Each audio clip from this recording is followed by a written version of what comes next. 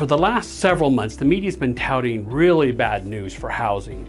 And so you would think, okay, gosh, is now a bad time to buy a home? Well, let me answer that question here for you. Okay, first off, you just got to realize, okay, yes, owning a home is going to be financially more expensive now because mortgage rates have more than doubled. But please know, we're never going to see the 2s again. We're probably never going to see the 3s again. So we have to get past that. But also know this, during the last 7 recessions, mortgage rates dropped every time. So you're going to have an opportunity if you buy now to get a lower rate later, almost for sure. Second, I don't think, based on history, Denver home prices are going to drop year over year. Please know I've studied this. I teach a 90-minute class on this. So here's a quick rundown.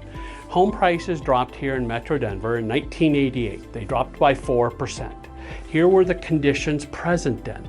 We, at that point in time, 1988 was the 4th year in a row that we had at least 10 months of inventory of homes for sale. And then you combine that with the crash in the oil and gas industry in 1985, and then the savings and loan crisis in 1987, and how tens of thousands of good paying jobs evaporated. And so people were forced to sell because the unemployment rate went so high. The second time Denver home prices dropped was during the Great Recession. They started to drop in 2006 or 7. They dropped by a total of 25% over 3 to 4 years. And here's why. Number one is so many people had a subprime arm.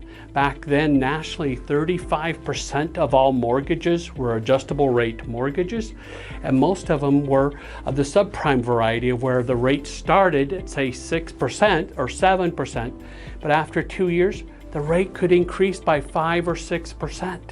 So now all of a sudden their rate was 11 or 12%, and they could barely afford the 6 or 7% rate.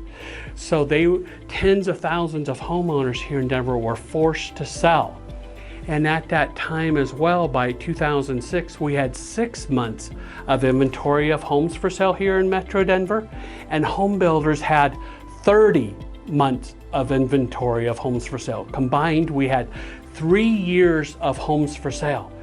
And those 2 reasons is why prices dropped, and dropped big time. We just had way too much supply of homes for sale. And today, we have less than 2 months of existing homes for sale.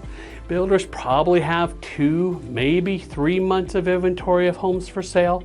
And know this, with adjustable rate mortgages, nationally, only about 3% of them people have an ARM right now, compared to 35% 15 years ago.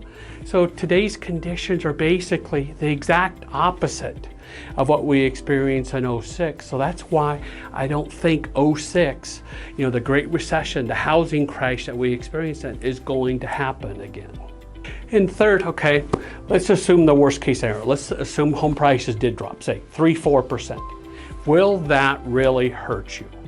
I mean, it honestly only hurts you financially if you are selling during that time, whether you're forced to or you choose to. So you may not be hurt by it anyway. Yeah, it's hard to see, just sort of like this year.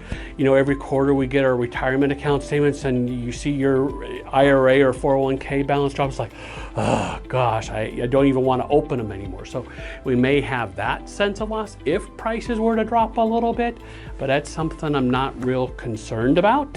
Number 4, is now a bad time to buy. Okay, it really comes down to your own financial situation and goals and intentions. For example, number 1, do you have a really secure, good paying job? Number 2, are your credit cards and personal loans paid off? Number 3, will you have at least 3 months of living expenses saved in the bank after you buy a home? And just know, you can buy a home with no money down if your income is under $148,000. 4, if your mortgage payment's going to be less than, say, about 35% of your gross monthly income, that's good. And so if you can answer yes to those 4 questions, I think you're in a really good spot to be able to buy a home. And then the final thing you really got to consider as part of your goals is, okay, how long are you going to live in your new home? If it's honestly only 2 or 3 years, go ahead and keep renting. That's fine. That's probably the best thing for you to do.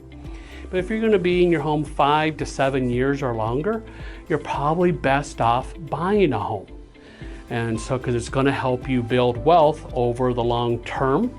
So I would encourage you to really consider buying a home if you're going to be there 5 to 7 years or longer. Just know this, I have a little report that it's titled, 10 reasons why now is the best time to buy since 2019. If you would like a copy of it, just text me your email address and I'll be happy to send it to you.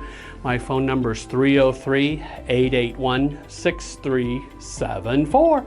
And if you like this video, please share it and please subscribe to my channel.